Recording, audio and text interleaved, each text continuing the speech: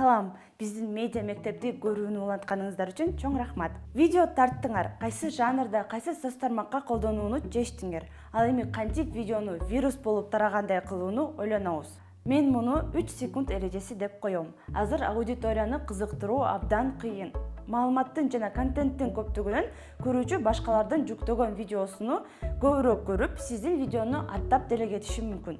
Ошондуктан алгачкы 3 секунд ичинде көрүүчүнүн көңүлүн кармап калуу өтө маанилүү. Көрүүчүнү 2 жол менен кызыктыра аласыз.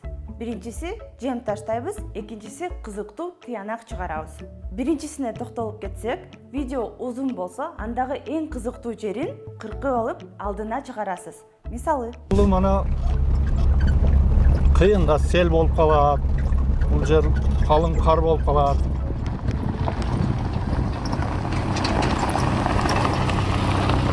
кызыктуу тыянак.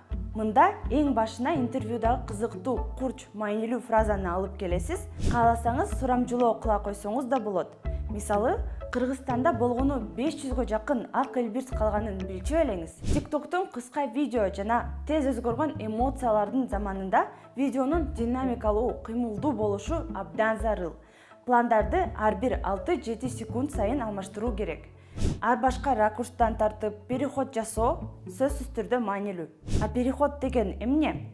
Бир кадрдан экинчи кадрга өтүүдө пландарды же видеонун элементтерин өзгөртүүдөгү чеберчилик. Көрүүчүнү кызыктыргыбыз келсе, буга жакшылап көңүл буруубуз кажет.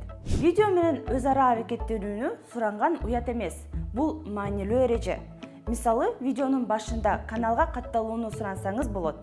Ал эми аягында суроо узатып, жообун комментарийге жазууну өтүнөсүз. Ушундай эле логика менен видеого баяндоо жазуу керек. Баяндоо бул орусча айтканда описание.